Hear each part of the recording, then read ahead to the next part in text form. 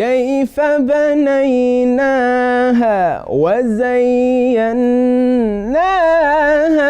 وما لها من فروج والأرض مددناها وألقينا فيها رواسي.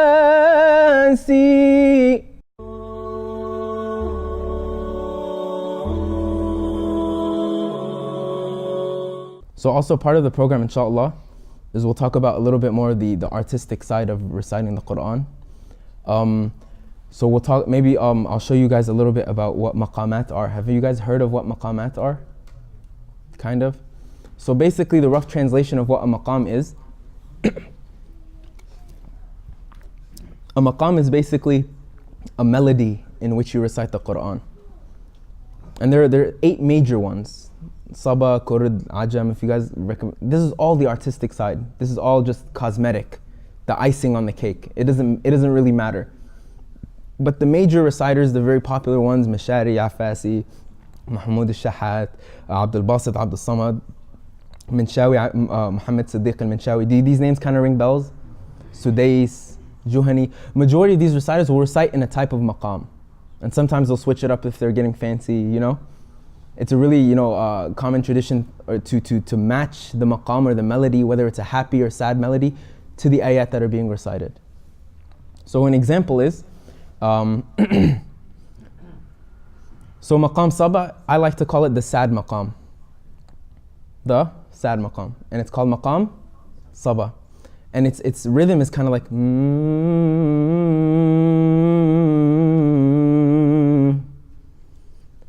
and this is an ayah about Jahannam. So I'll put it in with an ayah about Jahannam. Does that make sense? Because it's a scary ayah. So for example, Surah Qaf, A'udhu billahi minash shaitanir rajeem, Bismillahir-Rahmanir-Rahim. يوم نقول لجهنم هل امتلأت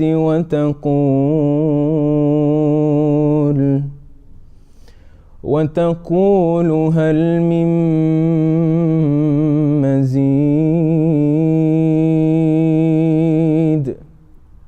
That was Maqam Saba. And the ayah right after it, subhanAllah, Allah is talking about Jannah. So he mentions Jahannam. On this day, the Jahannam will say, this is what the ayah means. On this day, يوم تقول لجهنم هل امتلأت. Jahannam will be asked, have you been full? And then the Jahannam will say, هل من مزيد, are there more?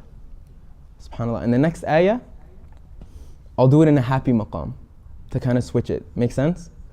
So I'll do the first one sad and then I'll match it with the happy one, inshallah. Bismillah. يوم نقول لجهنم هل امتلأت وتقول هل من مزيد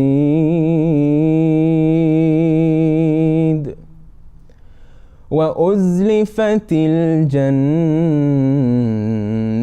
للمتقين غير بعيد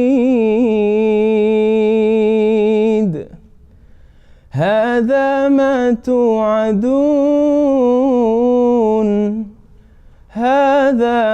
توعدون لكل أواب حفيظ. You guys see the change? It's beautiful, subhanAllah. Another example of maqam would be maqam Nahawand. This is one of my favorite ones. My favorite one is Bayati. And we'll do that one right after this one, inshallah. There's another maqam called Nahawand that has a lot of jumps in the notes. It goes high and low really quickly. For example, Bismillahir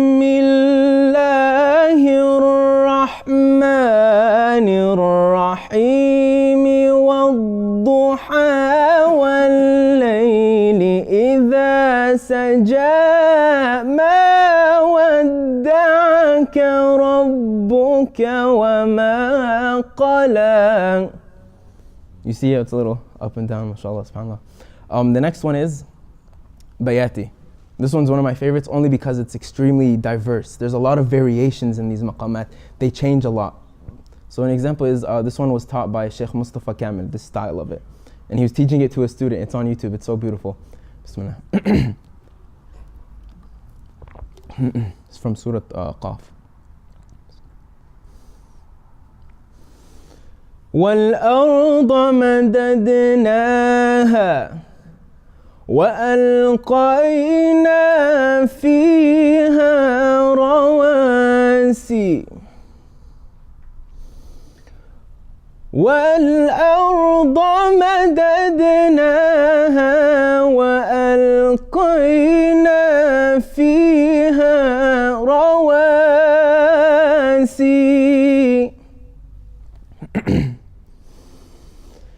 كيف بنيناها وزيناها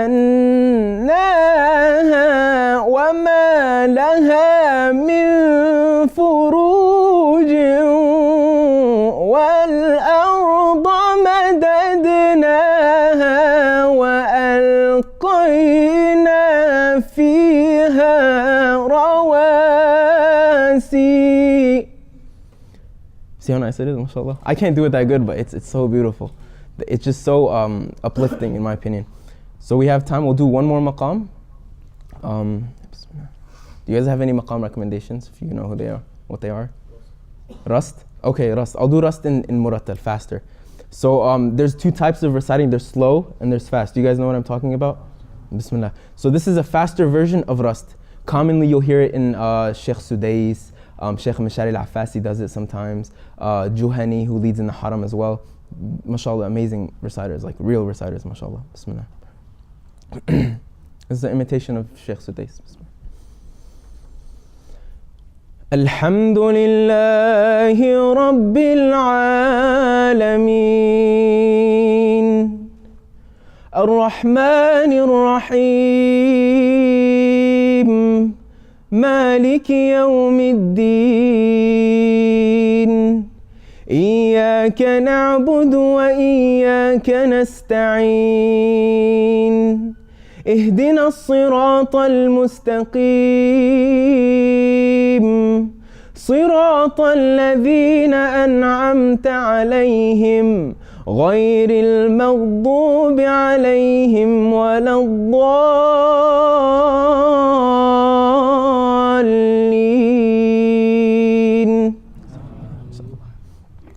Okay, that's pretty much it. But basically, real quick, for anyone who's thinking about getting into this area of recitation, focus on the tajweed and the memorization first. Maqamat mean nothing. Wallahi, they're literally worthless when it comes to the reciting of the Quran. The most important aspect is that you recite it with the proper rules, the tajweed, and that you memorize what you've recited. And this isn't me saying my opinion, this is my opinion of real mashayikh, real scholars and real reciters. Sheikh Mahmoud al-Shahat, who I believe, in my opinion, is the number one right now. You guys know who I'm talking about? He's an Egyptian legend, mashallah, and he studied under his father, Sheikh Muhammad Shahat Anwar, and his brother as well. So basically, what he was saying in an interview was when they were asking him, you know, what's important when you recite Quran? What's something that someone should look for when they're reciting Quran? What's the priority? And he was like, awwal ishi is the Hifdh. The first thing is memorize it.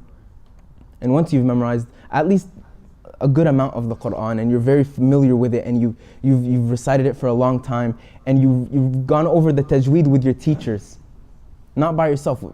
I really highly recommend that you do it with a teacher who can spot your little mistakes. Hey, you forgot the qalqala there. You stretched this med too long. You did this, you did that. It's really good to have a teacher if you can. And go over the tajweed. You guys know what a qaida, the qaida, the rule book. That's such a beautiful book. Wallahi, one of my students, he went from memorizing or knowing how to read nothing. Like he couldn't read alif ba ta, and in like 2 or 3 months he was teaching himself how to memorize. Allahu Akbar. That's that book. It's so beautiful. It looks really basic, alif ba ta tha, you know, but just a few months in, subhanAllah, he's teaching himself how to memorize. And now he's almost done with his first juz, alhamdulillah. So go over the tajweed with the teacher and study with the teacher if you can. Maybe watch tajweed videos on YouTube, get more familiar. And then there's even another step called an ijazah, a certificate that you get when you've completed the entire Quran from cover to cover with the Sheikh, who also has that credibility. That word's extremely important in our religion, credibility. Does this person have the proper training that backs what he's saying or what he's doing?